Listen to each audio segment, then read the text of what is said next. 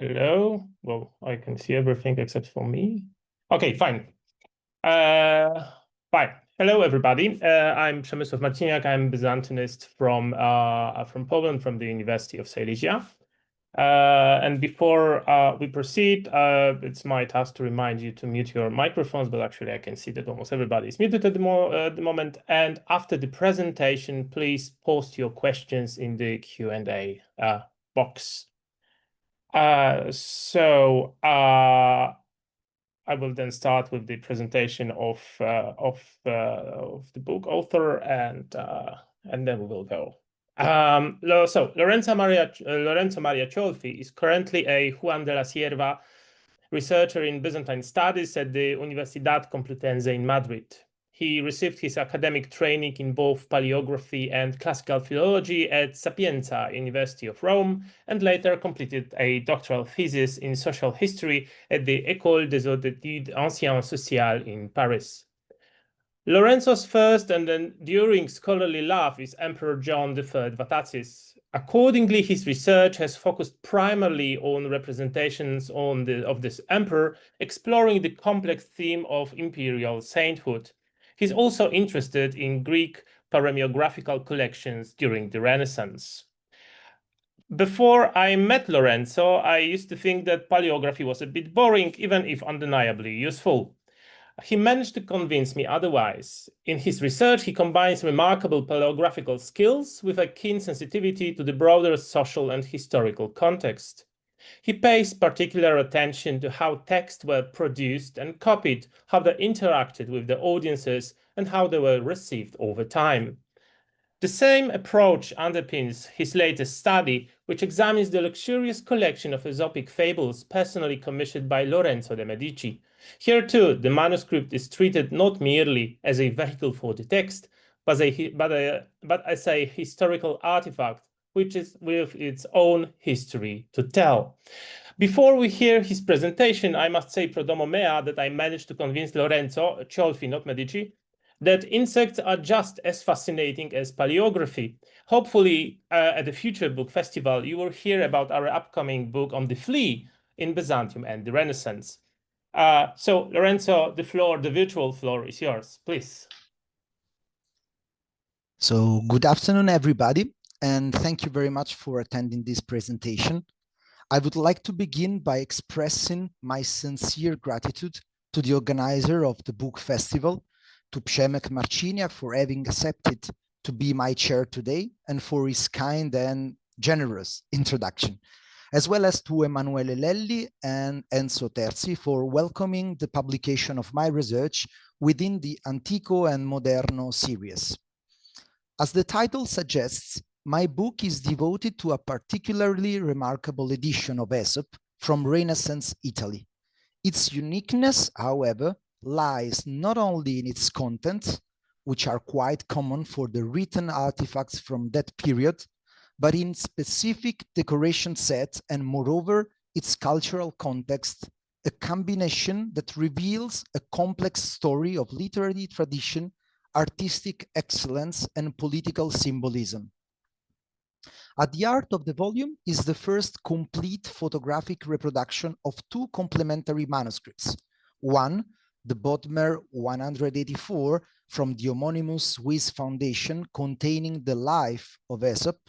The other, the Spencer 50 from the New York Public Library containing the fables, which were originally part of a single codex. This extraordinary book was commissioned by Lorenzo de' Medici for his son and heir, Piero, as it stands out for several reasons. It's one of the very few humanist manuscripts containing classical literature to be richly illuminated by some of the leading artists working in Florence in the final decades of the 15th century. Then it contains some evidences in the book illumination that points towards that important Florentine family. Finally, Piero's teacher, Poliziano, recurred quite often in his classes to the Aesopic corpus as a training materials for the students of Greek language and literature. The Medici Aesop stands as a symbol of Renaissance humanism, a place where text, image, and ideology intersect. It's a product of elite culture, certainly, but one that draws on a deeply popular tradition to project values of wisdom, prudence, and civic responsibility.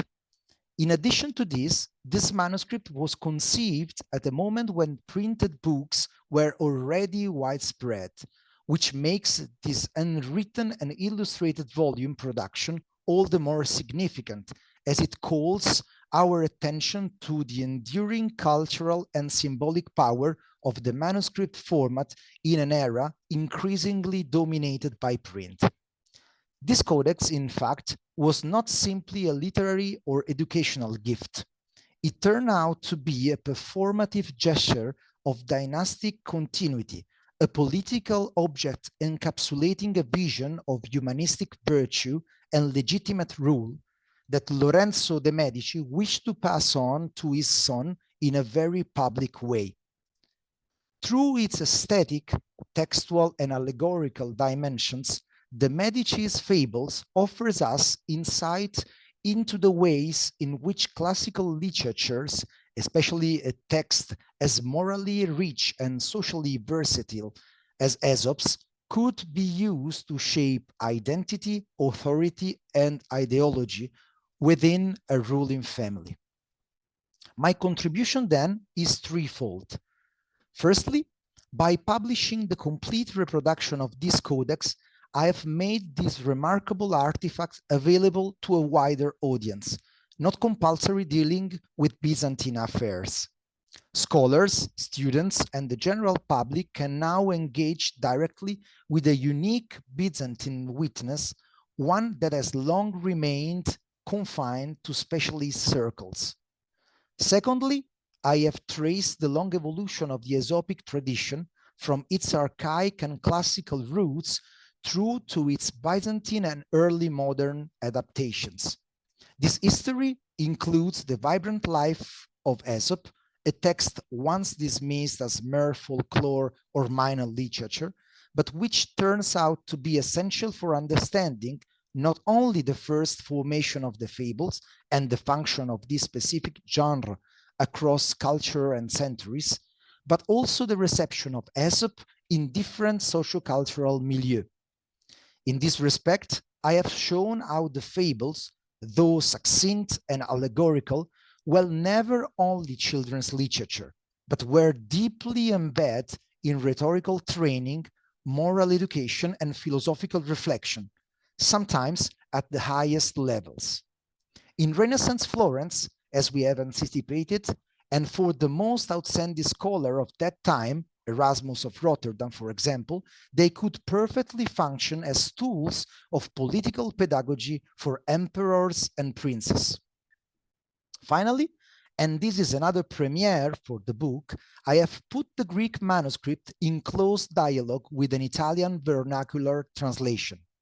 In fact, in the second part of the volume, I have included the 16th century translation of Aesop's Life and Fables by the eccentric scholar Giulio Landi from Piacenza. This addition, I think, is very important because it allows us to understand how the reception of these texts evolved from Byzantium and the first émigrés in the West in the following generation of humanists, and how they separated the single textual entity of the life and the fable. As a matter of fact, Landi firstly worked on the translation of Aesop's life, adapting his version to his contemporary literary quarrels, and offering thus a window onto the tastes, priorities, and interpretative strategies of the new readership, one that was shaped both by classical training and the broader currents of early modern moral and sociological thought. Only in a second moment, then, maybe pushed by the market dynamics, he completed his work with the translation of the fables, but never merged the two pieces. After a century, as two inseparable parts of the same intellectual legacy, Aesop's corpus started then to be used and read analytically. In making this manuscript, and its story more widely available, I hope to contribute not only to Aesopic scholarship, but also to a broader understanding of how classical texts continue to live, speak, and persuade long after their original context. And once again, thank you very much for your attention. Okay, thank you, Lorenzo. And now it's time for questions that you may still type in Q&A box. And waiting for this, I have to say that this is really a beautiful manuscript. So, okay, so just to kick off the discussion, maybe I will ask something which will be perhaps not entirely about the your book, but about the topic that your book also discusses. So, what was the place of fables in Byzantium? Like, because you're talking about the Aesopic fables then transmitted to Europe, but what was the place of fables in Byzantium? Yeah, a very interesting question. And I have to say that although we lack explicit statings, the role of Aesop throughout the Byzantine millennium can nonetheless be discerned by considering a number of indirect indicators. Among them, and maybe above all, the frequency with which Byzantine authors quote them in their writings, and also the quite significant number of manuscripts that preserve the collection, the entire collection of fables. Moreover, by comparing Byzantine cultural context with what was happening in the Latin West at the same period, we may reasonably infer that Aesop fables served an important pedagogical function. These texts were likely employed as elementary texts in school, proving useful not only for learning and practicing the Greek language, but also for transmitting the foundational values shared by a society at large. These concise and memorable tales could then be adapted and also rewritten as convenient exemplar, enriching and embellishing new works of literature, I think. But for this reason, it's quite plausible that Aesop fables found their way into practical handbooks and educational compilation, beside more formal collection, the one I mentioned before, becoming thus part of the essential material used by teacher and students in their everyday practice. And the case, for example, of Aesop's Sententiae, an independent collection of proverb drawn from Aesopic culture, broadly intended, could be a further evidence of this process. In this role, I think that Aesopic text, both the life and the fables, appear in a manuscript associated with the renowned scholar Manuel Chrysoloras, and it's the manuscript Vaticanus Graecus 113, who had been invited to Florence precisely to teach Greek.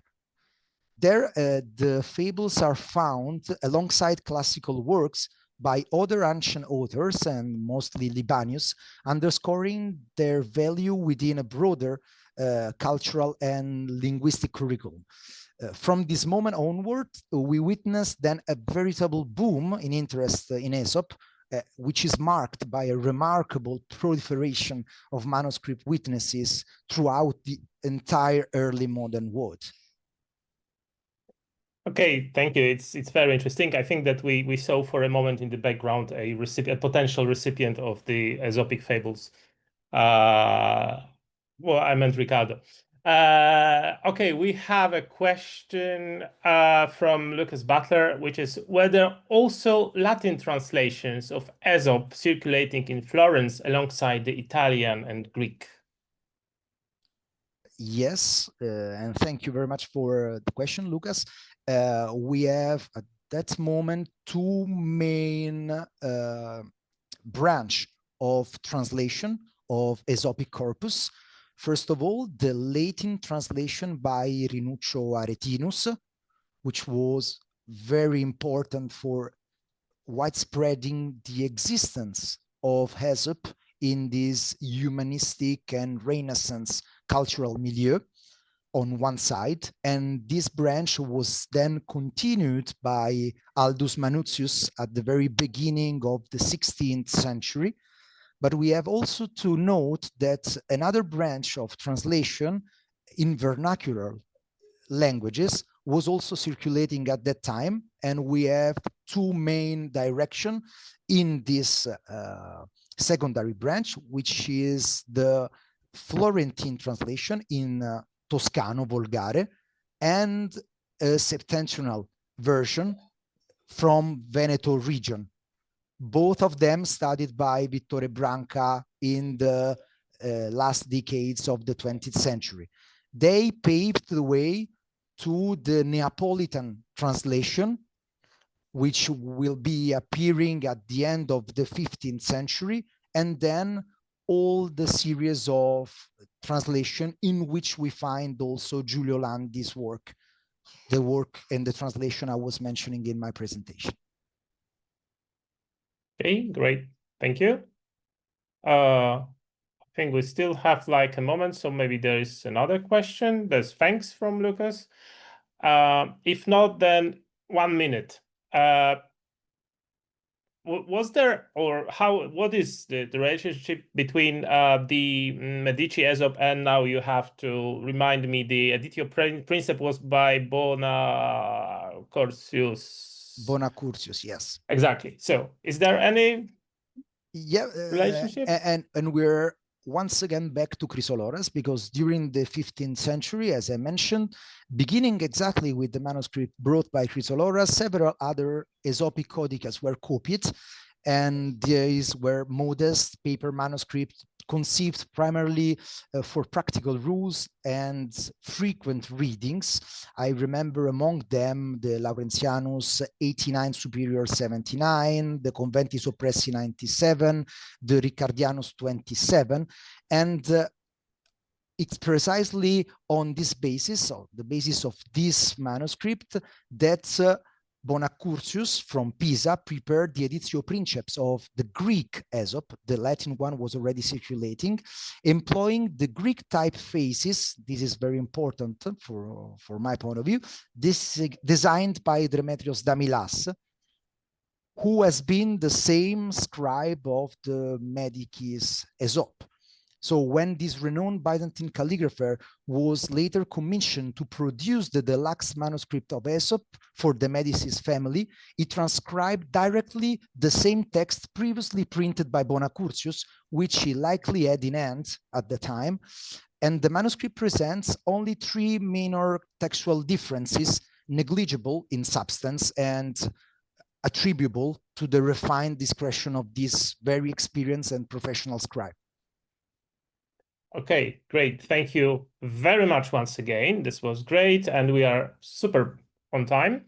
So I once again thank you, Lorenzo, and thank you to everybody who joined us to listen to him. And now I would like to invite you to the next presentation, which will be by Marie-Hélène Blanchet, and it will be chaired by John Dematrokopoulos.